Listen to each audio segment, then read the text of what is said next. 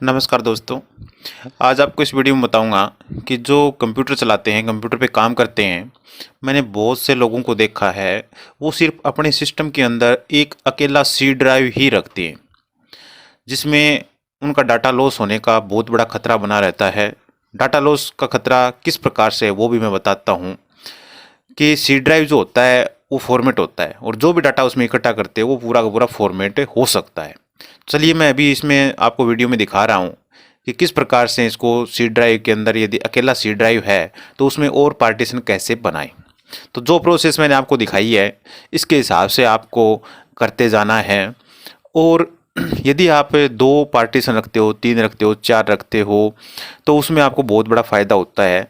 जब भी आप फॉर्मेट करते हो तो सी ड्राइव को फॉर्मेट कर दो, बाकी सारा डाटा सेफ रहता है। कई बार क्रैप्ट हो जाती है विंडो तो पूरा डाटा लॉस हो जाता है और उसमें फॉर्मेट ही करना पड़ता है। तो इसलिए कभी भी अपने सिस्टम को सी ड्राइव अकेला मत रखो। और सी ड्राइव यदि आप बनाते हो तो कम से कम जो जितने भी प्रोग्राम आप इंस्टॉल कर लेते हो उसके बाद में कम से कम 15-20 GB स्पेस रहना चाहिए उसमें। यदि उसमें स्पेस रहेगा तो आपके सिस्टम पर लोड नहीं पड़ेगा। और कोई भी यदि आप काम करते हो, बहुत सारे लोगों को मैंने देखा है कि वो सी ड्राइव के अंदर फोल्डर बनाते हैं, उसी में अंदर अपना डॉक्यूमेंट डालते रहते हैं। उसमें नहीं डालो, क्योंकि यदि आप उसमें डालोगे तो उसमें लोड पड़ेगा, पूरा सिस्टम हैंग होगा और सही प्रकार से काम भी नहीं कर पाओगे। क्योंकि यदि आप डेस्कटॉप पे रखते हो तब भी वो सी ड्राइव पे लोड डालता है, डाउनलोड फोल्डर के अंदर आप रखते हो तब भी उसमें लोड पड़ता है। 20-20, 30-30 हज़ार फाइलें डाउनलोड फोल्डर के अंदर रखते हैं वो। तो आपको काम में लेनी जो फाइलें हैं वो दूसरी जगह डाल दो, बाकी सब डिलीट मार दो।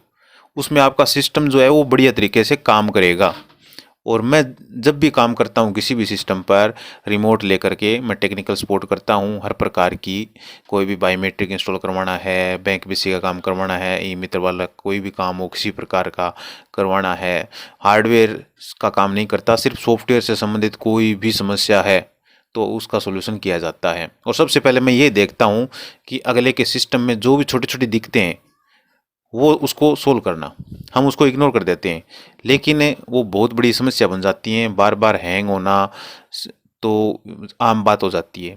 तो इसलिए नॉर्मल जो बातें होती हैं वो पहले सावधानी से देखना है और उसके बाद ही उसके अंदर आप काम करें। यदि आप कोई भी काम करते हो तो अलग पार्टीशन में करो। और एक मैंने देखा है बहुत सारे लोगों को अपना जो स्क्रीन है पूरा का पूरा आइकन से भर के रखते हैं, माउस क्लिक करने के लिए जगह नहीं छोड़ते हैं। तो डेस्कटॉप पे जो मोटा मोटी फाइलें हैं, डेली यूज़ वाली हैं, 1 2 4 फाइलें, 10 फाइलें, उतना ही रखो, बाकी सिस्टम का स्क्रीन साफ रखो। तो ये छोटी बातें हैं लेकिन बहुत ही काम की चीज़ है।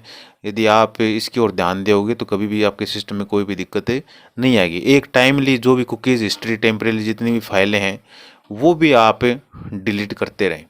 वो आप डिलीट करोगे तो सिस्टम हल्का फुल्का रहेगा।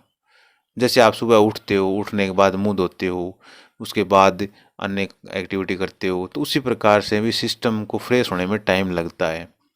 तो इसलिए आप स्टेप बाय स्टेप हर काम करें।